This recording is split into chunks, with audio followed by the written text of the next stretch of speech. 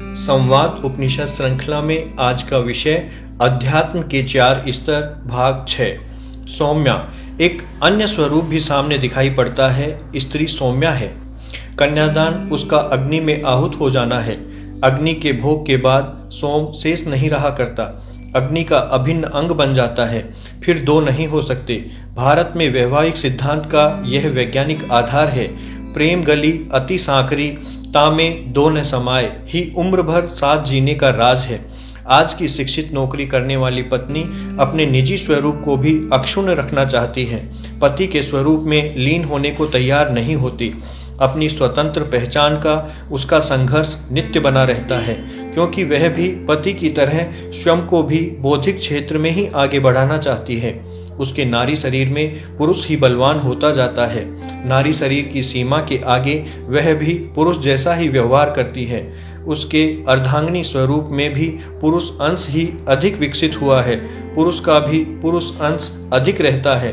तब दो पुरुष विवाह करके कब तक संतुष्ट और शांत रह सकते हैं? उन्हें तो दाम्पत्य भाव से अलग होना ही पड़ेगा। स्वयं की चिंता में जीने वाली पत्नी संकल्पवान नहीं हो सकती। पति यदि संस्कारवान नहीं है तो उसे संस्कारवान बनाना ही शक्ति का कार्य है, न कि वहां से पलायन कर जाना। पलायन वैसे भी अर्थहीन ही है, क्योंकि उसे तो किसी न किसी की शक्ति बनकर ही जीना है। स्वतंत्रता सोम की नियति नहीं है। रित को सत्य का आधार आवश्यक है। शिक्षा में न रित है न ही सत्य है, न मन है न ही आत्मा। तब मानव कहाँ रह गया? एक पशु शरीर नया पशु शरीर पैदा करने के लिए दूसरे पशु शरीर के पास जाता है। जैविक शरीर में आत्मा नहीं होती। मर्यादा का अर्थ है नियंत्रण में, स्वयं के नियंत्रण में। धर्म में दूसरे का नियंत्रण अर्थहीन होता है। व्यक्ति स्वयं ही अपना धर्म तय करता है और उसके अनुरूप स्वयं को नियंत्रित करने का अभ्यास करता है। यह नियंत्रित अभ्यास ही मन की चंचलता को शांत करते हुए मुक्ति का मार्ग प्रशस्त करता है। धर्म हर व्यक्ति का अलग होता है। हर व्यक्ति का अपने इष्ट से अलग निजी संबंध होता है। यह भी एक गुप्त संबंध है। इस संबंध की चर्चा नहीं की जाती। इसी के अनुरूप व्यक्ति का जीवन मूर्त रूप होता है, पहचान पाता है। पहचान का अर्थ ही धारण करना है। अतः मर्यादा की परिभाषा भी सबकी अलग अलग ही होती है। इसी के कारण आचरण भी भिन्न होता है। आचरण से ही समाज व्यक्ति के धर्म के बारे में आकलन करता है। व्यक्ति चाहकर भी पूरी उम्र एक सा व्यवहार नहीं कर सकता। ब्रह्मचर्याश्रम, गृहस्थाश्रम आदि के अनुरूप भी व्यवहार बदलता है। निमित्त कारण और प्रवाह में भी व्यवहार बदलता है। पूर्व कर्मों के विपाक से भी आचरण प्रभावित होता है। व्यक्तिगत महत्वाकांक्षाएं, राग, द्वेष, ईर्ष्या, लोभ आदि भी कारण बन जाते हैं। मन की चंचलता से तो दिन भर अंतर आता ही रहता है। ये सब स्वाभाविक परिस्थितियां हैं। इन सब के बीच संतुलन रखते हुए जीना केवल मर्यादा से ही संभव है। मर्यादा का संकल्प व्यक्ति को सदा जागरूक रखता है। मर्यादा के लिए उसे समझकर जीवन में उतरने के लिए जरूरी है ज्ञान, विवेक, प्रज्ञा। अर्थात धर्म और ज्ञान का चोली दामन का साथ होता है। इन्हें अलग अलग करके नहीं देखा जा सकता। आत्मा का धर्म है देखना। धर्म का अर्थ है देखने की प्रक्रिया तय करना। इसीलिए दर्शनों का प्रादुर्भाव हुआ। दर्शन ही मर्यादा की कुंजी बनता है। जैसा दर्शन वैसा धर्म, वैसी ही गति।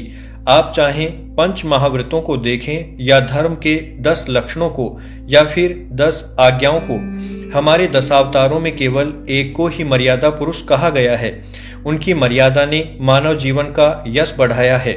यही तो कार्य है मर्यादा का। शिखर छूने का मार्ग प्रशस्त होता है। जिस पद पर व्यक्ति बैठता है उसकी गरिमा बढ़ जाती है। अनावश्यक वृत्तियों से व्यक्ति मुक्त हो जाता है। उसका पूरा समय सार्थक और गतिमान कार्यों के लिए उपलब्ध रहता है। आज स्वच्छंदता का युग है। अपने ऊपर अंकुश किसी को प्रिय नहीं होता।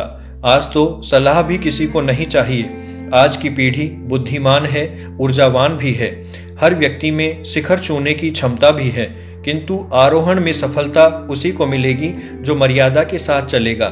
लड़की के प्रशिक्षण में बड़ों के प्रति श्रद्धा, छोटों के प्रति वात्सल्य स्वतः ही जुड़ जाता है। सहेलियों का साथ, उनका आत्मिक भाव स्नेह का बंधन होता है। घर की स्वच्छता, वस्तुओं से प्रेम, काम और उनका रखरखाव तक उसके जीवन का अभिन्न अंग होता है। परंपराएं, रिश्तेदारों का सम्मान आदि भी उसकी शिक्षा के अध्याय होते हैं। संयुक्त परिवार में तो लड़की शादी होने तक घर में कई प्रसव देख लेती है, छोटे बच्चों की सार संभाल सीख जाती है।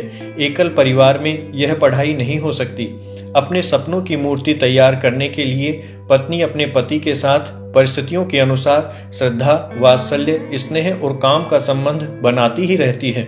सृष्टि में अन्य रिश्ता ऐसा नहीं है जिसमें ये सारे भाव एक साथ जीवंत दिखाई पड़ते हों। सही अर्थों में तो यही प्रेम है।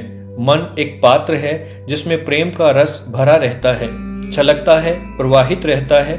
रस ही प्रेम है। रसो वै सह, रस ही ब्रह्म है, प्रेम ही ब्रह्म है। श्रद्धा के कारण संसार की समृद्धि खोकर भी पुनः प्राप्त हो जाती है। श्रद्धा रस यदि सूख जाता है तब उसे पुनः प्राप्त करना असंभव है। इस कारण उसका आत्म रूप, मानव स्वरूप खो जाता है। श्रद्धा विहीन मानव तो एक ठूंठ जैसा होता है। प्रेम उसे छू नहीं सकता, किसी को प्रेम कर भी नहीं सकता। हाँ, अपनी संतान के प्रति वात्सल्य का भाव तो उसमें फिर भी बना रहता है। पुरुष बुद्धिजीवी होता है, उसमें अहंकार अधिक रहने से श्रद्धा और स्नेह का अभाव अधिक होता है। पुरुष में प्रेम का प्रवाह ही शादी के बाद होता है। इसी एक अस्त्र से मानव वश में किया जा सकता है, बांध कर रखा जाता है। प्रेम के पास में बांधकर पुरुष पर हथौड़े चलाए जाते हैं। नेत्र और वाणी के विरोधाभासी कटाक्ष निर्माण की छेनियां होती हैं। पुरुष के पास विकल्प नहीं होता, उसे प्रेम सीखना ही पड़ेगा। उसके मन को स्त्रैण बनाए बिना वह प्रेम और भक्ति मार्ग पर तो कभी चल ही नहीं पाएगा। इस डर के मारे वह मरने तक गृहस्थाश्रम में ही जीना चाहता है। वानप्रस्थ और सन्यास उसे डरावने लगते हैं। पुरुष हृदय को स्त्रैण बनाने में मिठास का सृजन होता है। स्त्री हृदय को पुरुषवत बनाना जीवन की रसहीनता का मार्ग है। जीवन एक पक्षीय है। स्त्री से प्रेम उधार लेकर पुरुष प्रेम सीखता है। स्त्री अभ्यास कराकर लौट जाती है, विरक्ति पैदा कर जाती है। आज के युग में आसक्ति है। शिक्षित नारी का मुख्य नारा बराबरी है। देने के बदले वापिस कुछ मांगती है। उसके जीवन में प्रेम का रस नहीं बह सकता। पुरुष की तरह उसका प्रेम भी बुद्धि के आधार पर ही होगा। पुरुष की ओर प्रेम प्रवाहित नहीं होने से उसका निर्माण नहीं होता। संतान स्वतः जैविक रूप में हो जाती है, उसे पैदा करना नहीं पड़ता। उसे अभिमन्यु बनाने की चिंता दोनों को नहीं है। संबंधों में आस्था का अंश निकल जाने से पशुवत भोग रह जाता है। जैसा भी जन्मेगा जन्म जाएगा। दाम्पत्य के व्यापार बनने से निर्माण कार्य ठहर जाता है। पुरुषार्थ की दृष्टि जीवन से लुप्त हो जाती है। जीवन में सार्थकता नहीं बचती। व्यक्ति स्वयं में सिमट जाता है, किसी के काम नहीं आ सकता, किसी अन्य के लिए जीने को तैयार नहीं होता। परिवार में सब अपना अपना मार्ग तय करके स्वतंत्र हो जाते हैं। इसी को जीवन की उपलब्धि माना जाता है, जबकि यह तो मानवता का ही हाश माना जाएगा। बिना प्रेम के ठूंठ जैसा परिवार किसी को छाया तक नहीं दे सकता। नारी का स्थान पुरुष नहीं ले सकता। नारी भी पुरुष नहीं बन सकती। स्त्री ही पुरुष का निर्माण कर सकती है। पुरुष प्रकृति से आक्रामक है, वह स्त्री को भी आक्रामकता की ओर ही प्रवृत्त करेगा। यही हो रहा है। स्त्री पुरुष का भी निर्माण नहीं कर रही और संतान का भी निर्माण नहीं कर रही।